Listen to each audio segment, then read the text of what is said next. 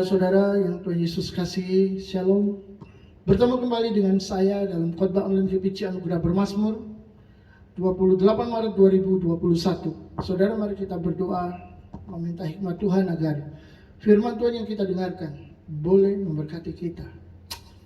Tuhan Yesus, kekasih jiwa kami, bersyukur pada hari ini Tuhan kami boleh dalam keadaan baik, bersiap-siap untuk mendengarkan firman-Mu.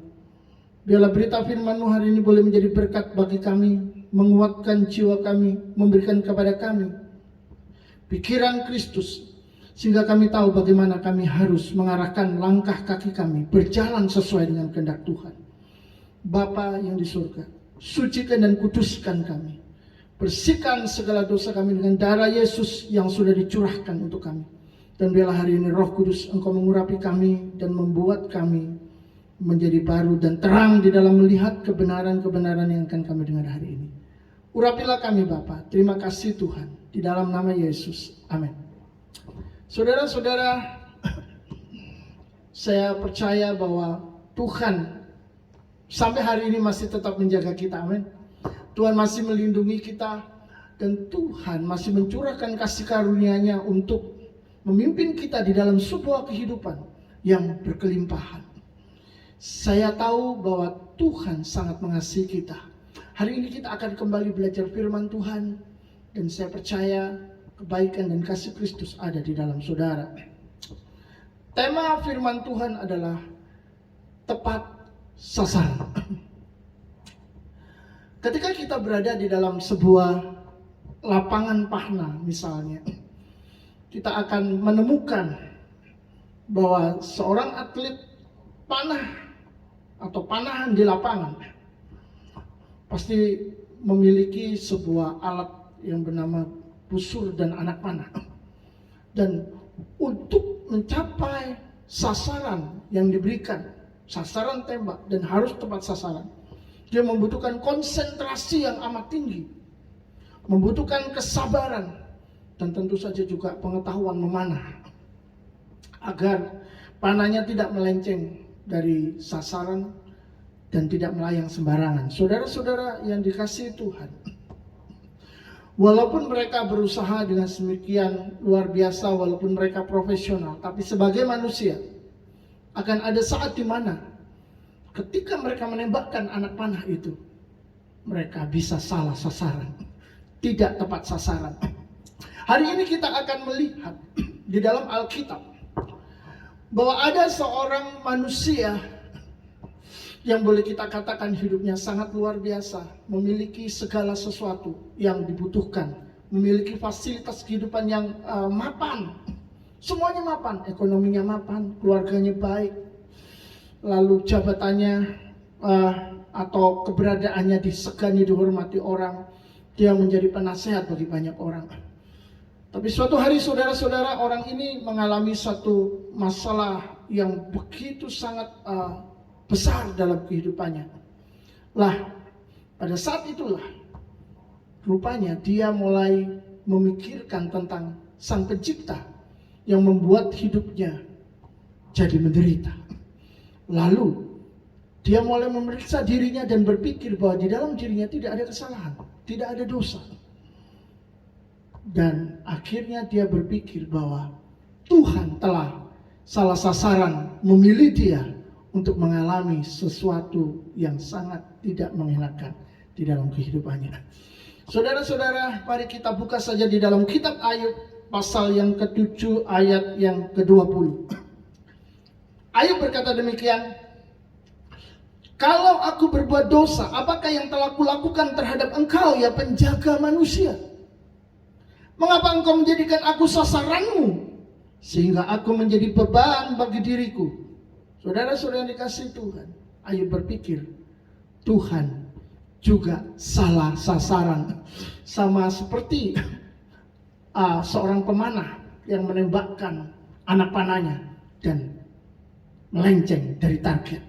Saudara-saudara, Ayub berpikir bahwa Tuhan melakukan kekeliruan ketika memilih dirinya untuk dijadikan sasaran amarahnya. Kenapa? Karena dia berpikir bahwa dalam hidup ini dia adalah orang baik, dia tidak berbuat salah, dia tidak berbuat dosa, dia adalah seorang yang takut akan Tuhan, dia saleh, dia jujur. Memang seperti itulah kehidupannya, karena Alkitab juga mencatat bahwa dia adalah seorang yang saleh dan jujur. Tetapi saudara-saudara, ada hal yang penting yang perlu kita tahu, bahwa Tuhan tidak mungkin salah sasaran. Tuhan selalu tepat sasaran. Saya khawatir bahwa hari-hari ini ada banyak orang sedang mengalami hal yang sama dengan Ayub. Ketika banyak peristiwa-peristiwa buruk terjadi di dalam kehidupannya, dia mulai menimbang-nimbang, dia mulai berpikir ke sana kemari. Dan ketika dia tidak menemukan alasan mengapa hal ini harus terjadi, dia mulai merasionalitaskan sebuah kejadian. Tetapi tetap saja tidak ketemu jawabannya. Akhirnya dia membuat kesimpulan bebas yang sebenarnya juga tidak diketahui dasar kebenarannya. Kemarin saya buka-buka internet dan saya menemukan sebuah gambar yang sedikit mengagetkan, tapi saya selalu berhati-hati untuk tidak tertipu di dalamnya. Di internet ditampilkan sebuah rumah berwarna oranye dan rumahnya lumayan, tidak terlalu besar. Tapi oke. Rumah itu dijual dengan harga 10 juta rupiah. Saudara-saudara, saya pikir kalau kontrak masih oke, tapi kalau dijual 10 juta rupiah, tidak ada rumah seharga itu. Dan itu tidak masuk akal. Tetapi penjelasannya kemudian membuat orang mau tidak mau berpikir, barangkali iya. Mengapa? Karena dikatakan rumah dijual 10 juta karena tidak cocok dengan tetangganya. Begitu saudara. Dan kalau dilihat gambar rumahnya, oh bagus. Tetapi saudara-saudara yang dikasihi Tuhan, kita mau tidak mau mulai berpikir, tidak cocok dengan tetangga ini karena apa? Apakah tetangganya jahat? Suka ngurusin tetangga lainnya? Atau dia punya masa lalu yang buruk dengan tetangga yang tidak pernah bisa diselesaikan sampai hari itu? Dan akhirnya dia memutuskan lebih baik pindah saja, dijual murah-murah dengan rasa jengkel. Biar cepat laku, udah biar selesai sudah semua kehidupan yang kelam gitu ya, masa lalu yang buruk. Saudara-saudara yang dikasihi Tuhan, saya yakin pasti ada banyak orang ingin membeli rumah ini kalau itu sungguhan. Tapi setelah itu saudara-saudara, di dalam caption berikutnya ditunjukkan bahwa ternyata ada gambar lain yang lebih besar tentang lokasi rumah itu. Rumah ini berada di tengah-tengah kuburan. Jadi kanan kiri muka belakang semua kuburan, dan rupanya rumah itu adalah sebuah keranda, sebuah tempat untuk alat-alat orang mati seperti keranda dan lain sebagainya. Dan tentu saja kalau dia berkata tidak cocok dengan tetangganya, ya iya, tetangganya adalah dedemit saudara. Tentu saja itu hanya sebuah lelucon dan guyon, tidak mungkin tempat itu dijual. Tetapi yang jelas kita mulai belajar bahwa di dalam kehidupan ini seringkali kita juga tidak mengerti segala sesuatu. Kita berpikir di dalam keterbatasan pengetahuan, di dalam keterbatasan otak kita yang begitu kecil yang diciptakan oleh Tuhan ini, untuk mengerti segala sesuatu yang Tuhan kerjakan di dalam kehidupan kita. Jadi saudara-saudara, andai kata rahasia itu tidak disingkap dan tidak dibuka, maka tidak akan pernah ada yang tahu sampai kapanpun. Kalau di dalam hal ini saja, di dalam rumah 10 juta ini saja kita cuma bisa mengira-ngira. Kalau rahasianya tidak dibuka, apalagi rahasia Tuhan yang begitu amat dalam. Tentu saja tidak ada seorang pun yang bisa mengetahui hal itu. Rahasia tentang pemilihan Tuhan terhadap hidup kita ketika dia memilih kita menjadi anaknya. Saudara-saudara, itu adalah hal yang sangat besar dan sesuatu yang tidak pernah bisa kita mengerti. Tapi percayalah, walaupun rahasia pemilihan Tuhan dalam hidup kita tidak mungkin terjawab, tetapi kita bisa memastikan Tuhan tidak pernah salah pilih. Tuhan selalu tepat sasaran. Dan itulah yang menjadi tema kita hari ini. Saudara-saudara, kesimpulan Ayub didasarkan ketidaktahuan akan rencana Tuhan yang lengkap, sehingga keraguan-keraguan menyusup di dalam hatinya, seperti yang diinginkan oleh iblis. Dan inilah bahayanya. Mari kita lihat apa yang dikatakan firman Tuhan di dalam kitab Ayub pasal 1 ayat 10 sampai 11. Bukankah engkau Tuhan yang membuat pagar sekeliling dia, kata iblis, dan rumahnya, rumah Ayub, serta segala yang dimilikinya? Apa yang dikerjakannya telah kau berkati, dan apa yang dimilikinya makin bertambah di negeri itu. Lalu ayat 11, lihat keinginan iblis. Tetapi ulurkanlah tanganmu dan jamalah segala yang dipunyainya, maksudnya dirusak. Ia pasti mengutuki engkau di hadapanmu. Wah, saudara, itu sebabnya Tuhan Yesus berkata, iblis adalah pembunuh manusia sejak semula.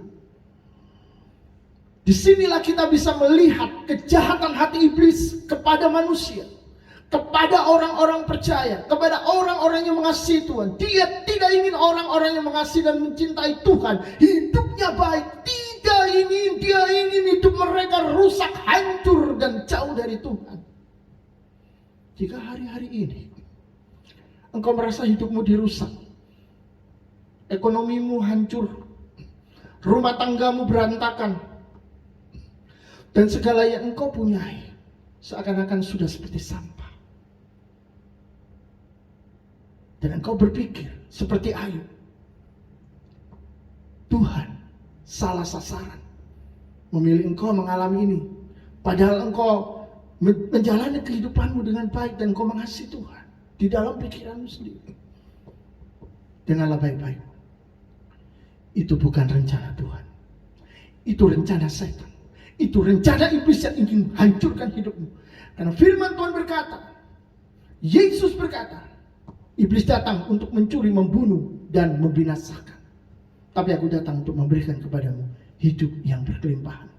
Di dalam Yohanes pasal 10, pencuri yang dimaksud Yesus adalah iblis. Saudara-saudara, itulah yang diinginkan iblis dalam hidupmu. Jadi kalau engkau hancur, engkau rusak, hidupmu berantakan, gak karu-karuan, engkau jauh dari Tuhan, engkau mengutuki Tuhan, engkau benci kepada Tuhan. Nah, itu dia. Itu goal yang diinginkan oleh iblis. Lalu bagaimana kalau itu sedang terjadi dalam hidupmu? Berbaliklah kepada Tuhan dan gagalkan rencana setan dalam hidupmu. Mengapa?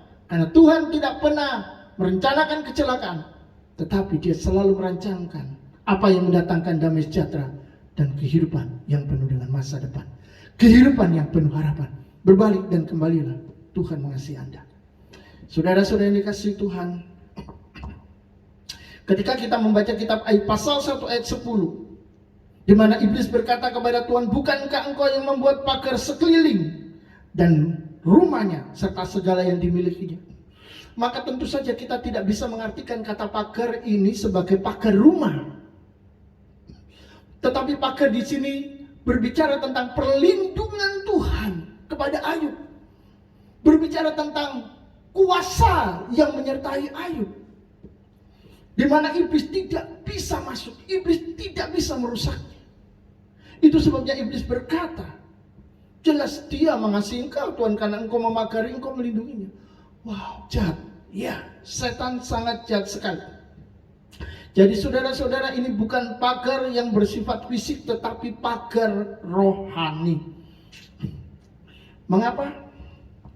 Karena iblis ingin sekali pagar itu dirusak, sehingga dia bisa menyuntikkan virus ketidakpercayaan di dalam hati dan pikiran manusia, di dalam hati dan pikiran Ayub. Dan iblis benar-benar diizinkan Tuhan untuk masuk. Pagar dibuka, tetapi satu, Tuhan berkata, jangan utak-atik nyawanya. itu hakku. Dan setan tidak akan pernah berani melawan Tuhan. Jadi saudara-saudara, ketika kita sudah mengerti rencana setan ingin menghancurkan kita, maka kita tahu sekarang bahwa hidup kita tidak aman. Hidup orang-orang percaya, hidup orang-orang benar tidak aman secara rohani. Karena ada iblis yang siap menyerang dan bertujuan menghancurkan orang-orang percaya. Itu sebabnya firman Tuhan berkata, berdoa dan berjaga-jagalah. Iblis seperti singa yang mengaum dan siap menerkam orang-orang yang bisa ditelannya. Apakah saudara termasuk orang yang bisa ditelannya? Pikirkan itu baik-baik. Berjaga-jagalah. Yang jelas iblis sudah melakukan hal ini terhadap Ayub. Tetapi iman Ayub ini memang luar biasa. Saudara-saudara, meskipun pada akhirnya kita melihat Ayub mengambil kesimpulan bebas tentang Tuhan di dalam ketidaktahuannya, bahwa Tuhan salah sasaran memilih dia untuk mengalami penderitaan yang begitu besar. Tetapi tetap saja Ayub adalah seorang yang mengasihi Tuhan. Dan kita bisa melihat dari satu kitab itu pergumulan Ayub. Karena apa yang dialami benar-benar bukan hal yang biasa. Kita belajar dari khotbah online sebelumnya bahwa ketika Ayub menghadapi pencobaan itu, dia harus kehilangan seluruh kekayaannya, anak-anaknya, bahkan badannya sendiri penuh dengan bisul yang gatal, yang bau. Dia dijauhi oleh istri, diminta oleh istri untuk menghujat Allah dan mati, dijauhi oleh sahabat-sahabatnya, dijauhi oleh semua orang. Dia sudah seperti sampah. Saudara-saudara, itu bukan hal yang sangat mudah untuk dihadapi, tetapi Ayub masih tetap menganggap Tuhan itu ada. Pada saat seperti itu biasanya orang sudah menganggap tidak butuh Tuhan, tidak perlu Tuhan, dan Tuhan tidak ada. Bahkan dia akan mengutuki, menghabiskan waktunya dan merusak dirinya. Tetapi Ayub tidak. Ayub tetap ada perasaan mengasihi Tuhan. Walaupun di dalam perjalanan itu Ayub melakukan sebuah kesalahan karena dia tidak mengenal Allah yang sesungguhnya. Yang jelas saudara-saudara, peristiwa itu yang membuat Ayub melompat sangat tinggi dan mengenal Allah secara pribadi. Dan kita bisa melihat di dalam Ayub pasal 42 ayat yang kelima. Dulu aku mendengar engkau, kata orang, tapi sekarang aku melihat dengan mata kepalaku sendiri. Saudara-saudara, peristiwa-peristiwa besar dalam kehidupan yang mungkin menyayat hati, melukai perasaan, bahkan menghancurkan jiwa, meremuk redamkan roh. Tetapi saudara-saudara, seringkali itulah yang membuat kita mengalami pembaharuan, membuat mata kita terbuka akan kebenaran, melihat Tuhan, melihat Allah yang nyata, yang hidup di dalam kehidupan kita. Mungkin saya pernah saksikan ada seorang bos dari Tulung Agung yang hidup dengan kekayaannya, merasa dia tidak butuh Tuhan, tidak mau ke gereja, tidak mau beribadah.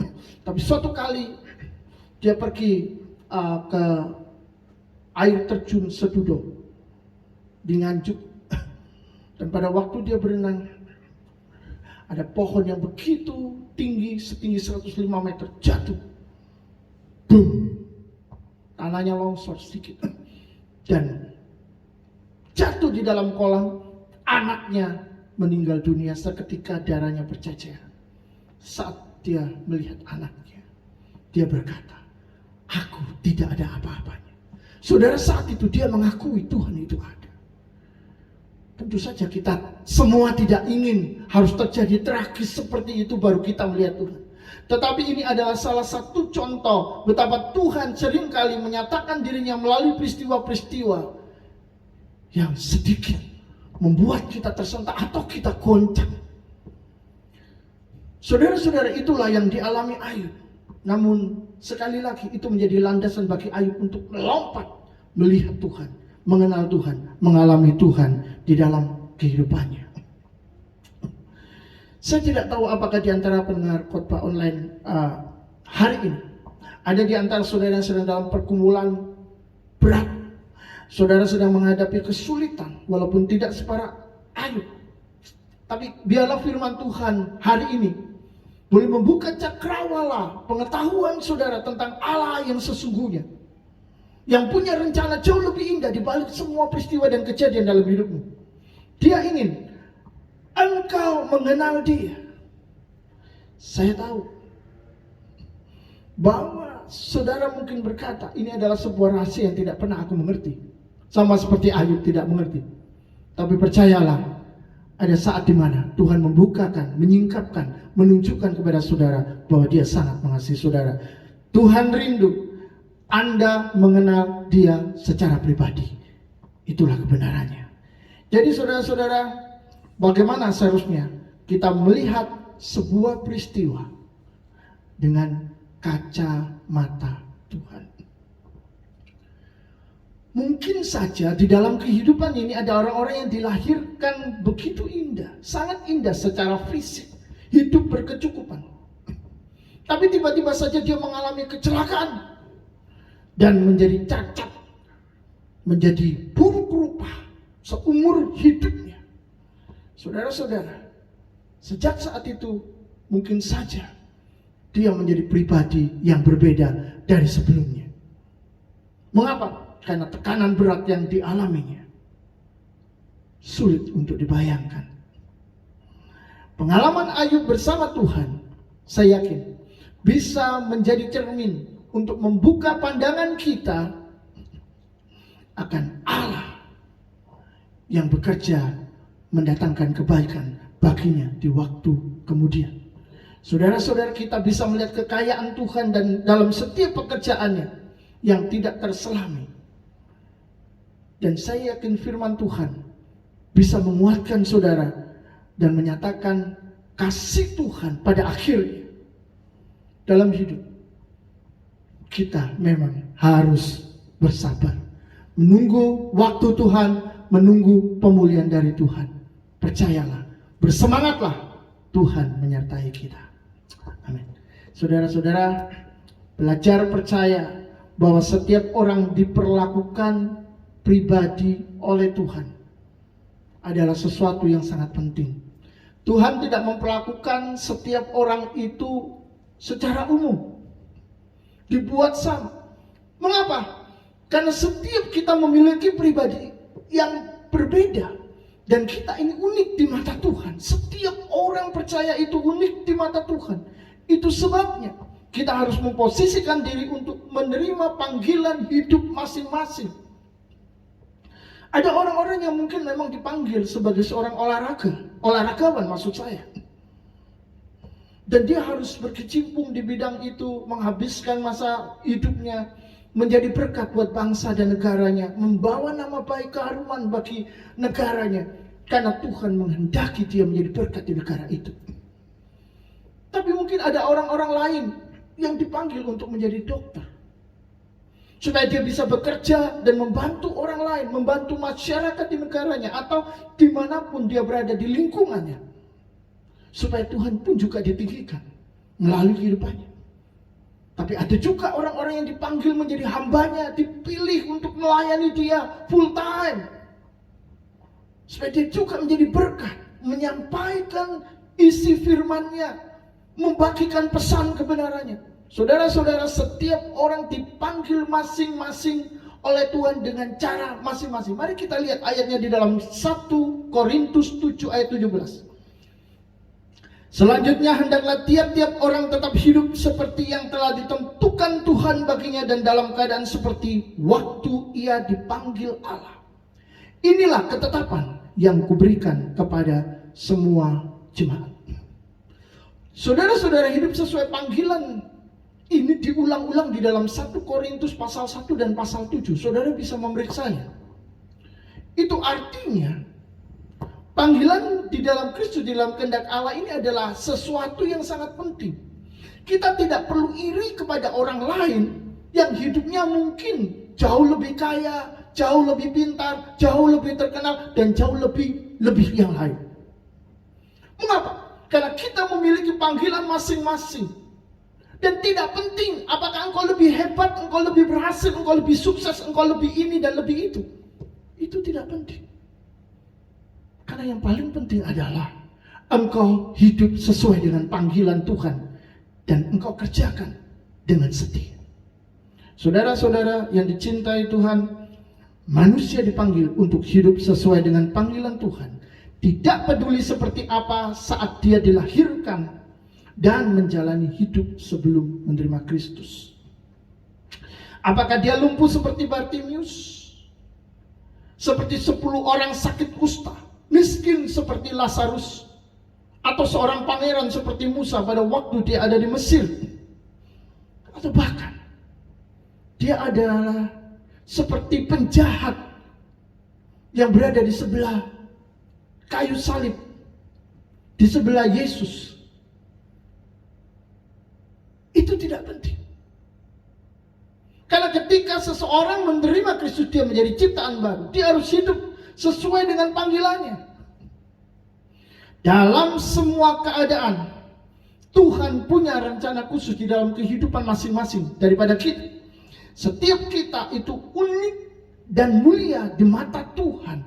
Tuhan suka kepada kita dan mengasihi kita, serta ingin kita mencari Dia, menemukan Dia, mengenali kehendaknya, mengenali panggilannya dalam hidup kita untuk Dia. Sebab semua sudah direncanakan sebelum dunia dijadikan. Saudara-saudara, itu berarti kita ini memang khusus. Kita ini memang berbeda dengan yang lain. Kita ini unik. Tidak boleh kita ingin menjadi sama dengan orang lain. Saya khawatir orang-orang yang mengidolakan seseorang terlalu berlebihan, akhirnya jadi hidup tidak sesuai dengan panggilannya. Ada anak-anak muda yang mengidolakan seorang artis tertentu, sehingga dia meniru model rambutnya, meniru gayanya, jalannya, ngomongnya, dan semuanya. Apa yang terjadi? Dia tidak menjadi dirinya sendiri. Dia hidup seperti orang lain yang sebenarnya bukan dia. Andai dia memaksimalkan kehidupannya seperti apa adanya, dia akan menjadi lebih baik daripada saat itu. Saudara-saudara yang Tuhan Yesus kasihi, Nick yang tidak memiliki kaki dan tangan karena penyakit yang dideritanya, pasti tidak mau diminta kembali lagi ke masa lalu dan menjadi orang normal dari 0 tahun. Mengapa? Karena di dalam perjalanan dia bertemu Kristus dan dia dipakai Tuhan luar biasa, menjadi berkat bagi banyak orang sebagai seorang motivator handal dan luar biasa, disukai oleh orang banyak. Saudara-saudara, dia menemukan dirinya menjadi begitu sangat sukses justru karena kekurangan yang dimilikinya. Dan itulah rahasia Tuhan yang tidak pernah diketahuinya. Andai kata di tengah perjalanan dia marah dan dia menghabisi hidupnya, dan Tuhan membiarkan, pasti dia tidak akan pernah menjadi apa-apa, dan dia tidak akan pernah mengetahui bahwa Tuhan punya rencana dahsyat dalam kehidupannya. Tetapi saudara-saudara, walaupun dia ingin bunuh diri, tetapi itu diurungkan. Akhirnya dia menjalani hidupnya bersama Kristus. Dia memaksimalkan kehidupannya dan dia menemukan bahwa rahasia penting yang tidak pernah diketahui oleh siapapun termasuk oleh dirinya terungkap, tersingkap bahwa Tuhan mau memakai dia dengan luar biasa. Itu sebabnya apapun yang terjadi dalam hidup saudara, dalam keadaan terpuruk sekalipun, jangan berhenti untuk terus maju dan bangkit. Jangan berhenti untuk mendapatkan apa yang Tuhan sedang sediakan untuk hidupmu. Majulah terus. Tuhan tidak pernah punya rencana buruk. Saudara-saudara, Tuhan tidak dapat dibatasi hikmat maupun kuasanya.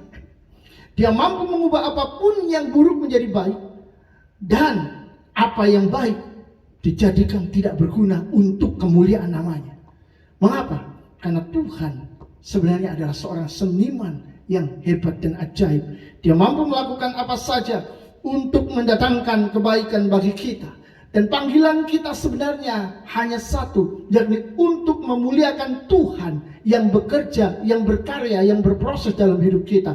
Itu sebabnya apapun yang terjadi dalam hidup kita, jangan pernah melihat hidupmu buruk. Jangan pernah melihat hidupmu tidak ada masa depan. Jangan pernah melihat hidupmu gelap. Karena ketika engkau percaya Yesus, ketika engkau dipilih dan dipanggil menjadi miliknya, Tuhan punya rencana yang indah. Tuhan punya rencana yang besar.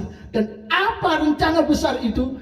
Itu akan engkau lihat ketika engkau dengan sabar, dengan tekun, dan di dalam ketaatan engkau mengikutinya dan melakukan apa yang dikehendakinya. Engkau akan melihatnya nanti. Saudara-saudara, sebuah pohon yang baru saja ditanam, keluar tunas, tidak akan bisa dirasakan keindahan. Tapi ketika dia besar, dia akan menjadi sebuah tanaman yang cantik, atau tanaman yang tinggi besar dan berbuah, sehingga orang lain bisa menikmatinya. Begitulah hidup kita. Kita harus berproses dan membiarkan Tuhan menumbuhkan kita di dalam perjalanan, di dalam waktu yang Dia siapkan untuk kita sampai di atas sana. Saudara yang Tuhan Yesus kasihi, kita harus tahu bahwa kita tidak hidup untuk diri sendiri. Kita dijadikan imamat yang rajani, bangsa yang kudus, dan umat kepunyaan Allah. Itu berarti kita hidup untuk Tuhan. Jadi ketika kita percaya Yesus, sebenarnya kita jadi mengenali tujuan hidup kita.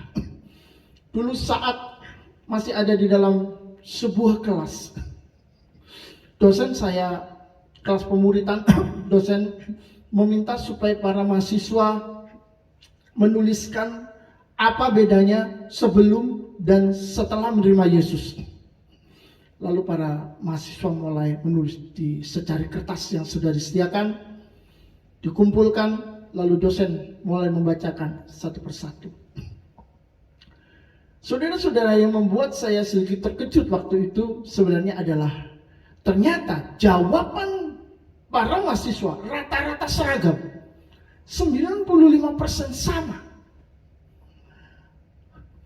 Apa yang mereka tuliskan?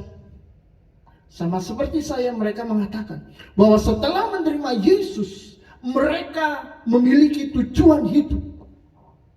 Saudara-saudara, setelah menerima Yesus, kita memiliki arah. Hidup kita bukan untuk diri kita, tapi untuk Tuhan. Dan itu membahagiakan, itu membuat kita bersuka cita. Kita jadi punya tujuan. Ada orang punya tujuan hidup untuk membahagiakan orang tuanya. Tapi ketika orang tuanya meninggal, dia jadi kehilangan tujuan hidup. Untuk apa sekarang? Ketika engkau tahu bahwa tujuan hidupmu bukan hanya untuk yang sementara, tetapi untuk yang kekal, yakni untuk Tuhan, maka engkau tidak akan pernah kehilangan gairah dan semangat hidup. Mengapa? Karena hidup ini berarti, hidup ini berguna, hidup ini untuk memuliakan Tuhan. Saudara-saudara yang dikasihi Tuhan, sekalipun kita mencari kepuasan dengan berlelah-lelah di dunia ini, kepuasan sejati kita hanya akan terjadi di dalam Yesus, di dalam Dia, dan bukan di dalam yang lain. Mengenal Allah adalah hal terbaik di dalam hidup kita. Dipanggil dalam keadaan apapun harus bersyukur, walau itu tidak selalu mudah. Tetapi saudara, di dalam Yesus ada rencana kekal, baik di dunia ini maupun sampai di surga. Itu sebabnya mari kita mengenal Tuhan dengan sungguh-sungguh, karena itulah kebahagiaan kita. Saya menangis saat tahu dipilih dan dipanggil oleh Tuhan untuk menjadi miliknya. Ada satu ketidakjelasan di dalam hati saya. Mengapa Tuhan pilih saya? Kenapa Tuhan tidak pilih orang lain yang lebih baik, yang lebih hebat, dan lebih-lebih lainnya? Saya siapa? Saya bukan siapa-siapa. Dan saudara-saudara, sampai hari ini saya tidak pernah tahu alasan itu. Saya cuma bisa menundukkan diri dan berkata, terima kasih Tuhan, Engkau izinkan aku menjadi milikmu, mengikut Engkau seumur hidupku. itu adalah satu kebahagiaan yang tidak akan pernah bisa ditukar dengan apapun juga di dalam dunia ini. Itu adalah anugerah, itu adalah kasih karunia. Saudara-saudara, sekali lagi, kita tidak akan pernah mengerti kenapa Tuhan memilih kita. Tetapi saudara-saudara, kita harus tahu bahwa memang itu adalah rahasia dan hak prerogatif Tuhan. Itu sebabnya kita tidak bisa mengerti dan mengetahuinya secara jelas. Di dalam Yohanes pasal 15 ayat 16, firman Tuhan berkata, bukan kamu yang memilih aku, tapi akulah yang memilih kamu, dan aku telah menetapkan kamu supaya kamu pergi dan menghasilkan buah, dan buahmu itu tetap, supaya apa yang kamu minta kepada Bapa dalam namaku diberikannya kepadamu. Saudara-saudara, jika ada orang bisa mengetahui jawaban mengapa Tuhan memilih dia, maka saya yakin jawabannya pasti salah. Mengapa? Kadang memang pertanyaan itu hanya Tuhan sendiri yang tahu jawabannya. Itu adalah kedaulatan Tuhan. Firman Tuhan juga berkata, tidakkah Allah akan membenarkan orang-orang pilihannya yang siang malam berseru-seru kepadanya? Dan adakah ia mengulur-ngulur waktu sebelum menolong mereka? Menurut saudara, siapakah yang disebut dengan orang-orang pilihan Tuhan ini? Apakah mereka adalah orang-orang benar yang tidak bercacat celah? Tentu saja kita tahu jawabannya adalah tidak. Tapi saudara, orang-orang pilihan Tuhan ini justru adalah orang-orang berdosa yang dipilihnya untuk menjadi serupa dengan Dia. Itu artinya Tuhan mau kita menjadi seperti Yesus. Kalau kita menjadi seperti Allah yang adalah roh, kita tidak tahu kita harus bagaimana, dan itu tidak mungkin.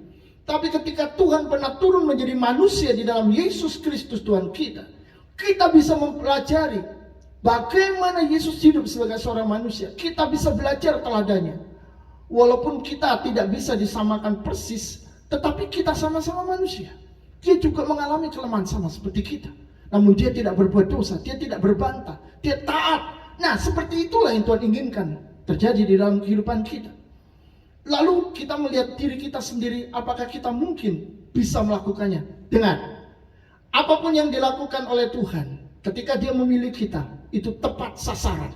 Maka ketika Tuhan menyasar kita untuk menjadi seperti Yesus, itu adalah tepat.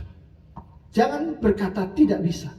Karena bukan kita, melainkan kuasa dan kemampuan Tuhanlah yang akan membuat kita mengerjakannya.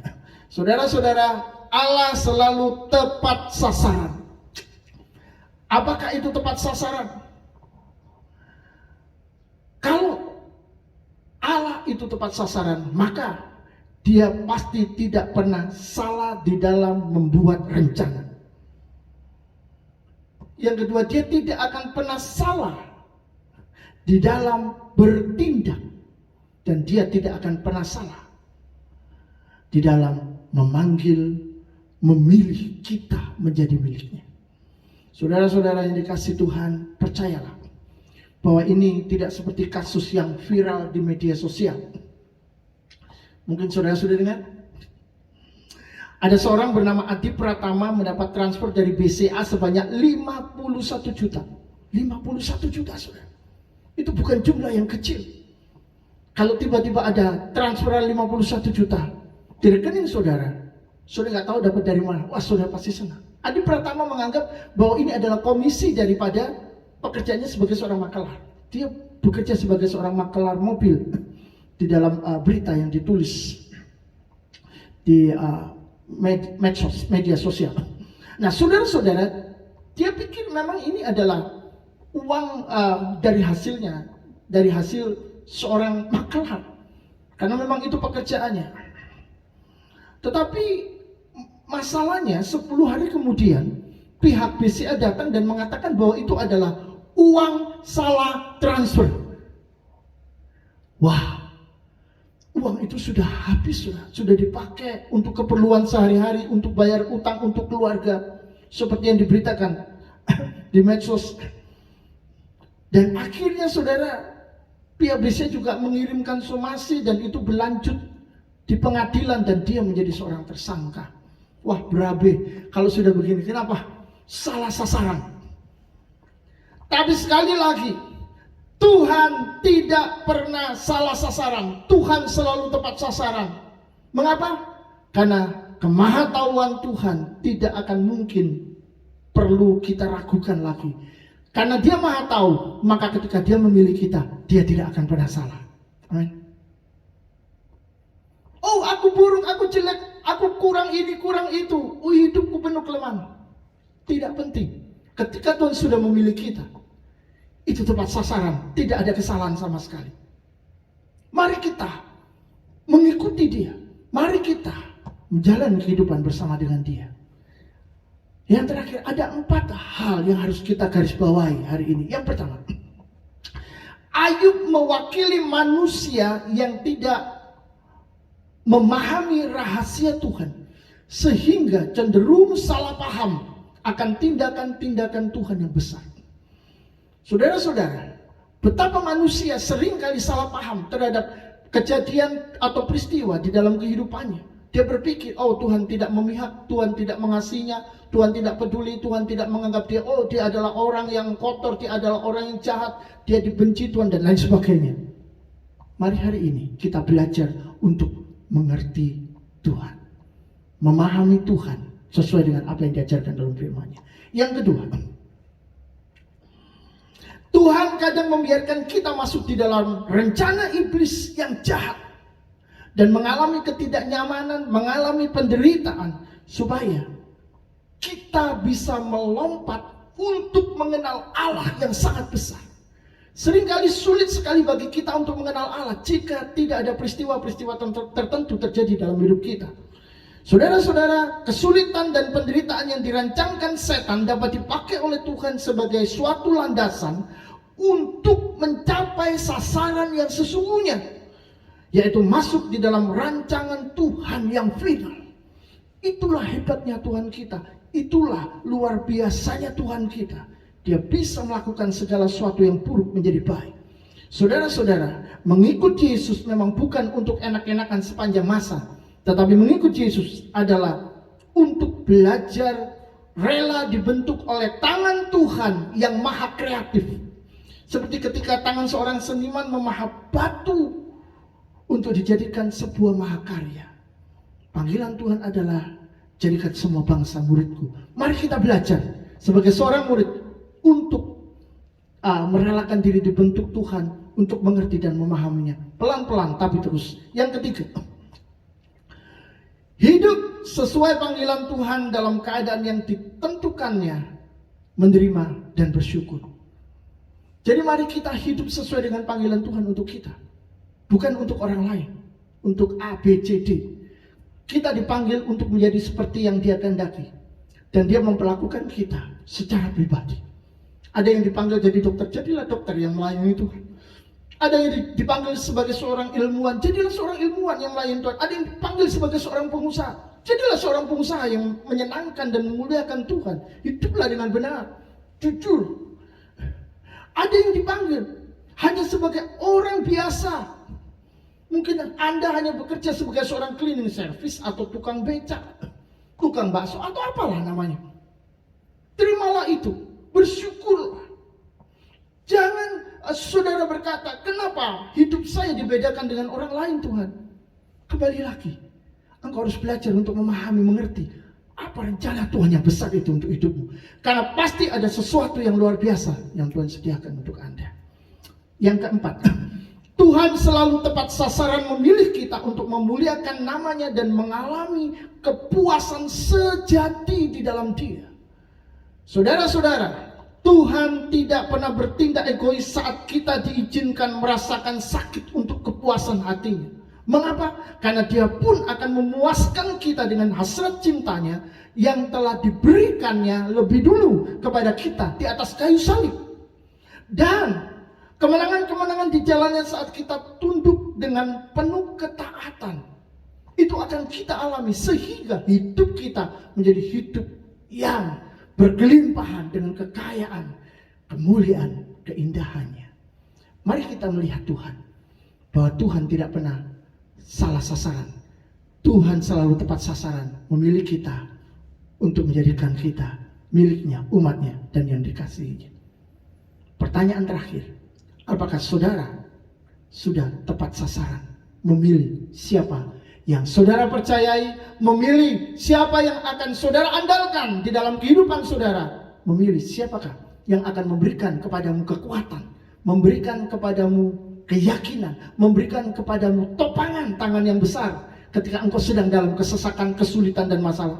Dan siapakah yang akan memberikan kepadamu kuasa untuk menginjak ular dan kalajengking, untuk mematahkan dan mengalahkan musuh-musuh setan, iblis dan kuasa-kuasa kegelapan yang ingin menghancurkan hidupmu. Pilihlah, engkau akan memilih Tuhan atau memilih yang lain. Hari ini saya percaya kasih Tuhan akan menyertai kita selamanya. Amin. Tuhan memberkati saudara.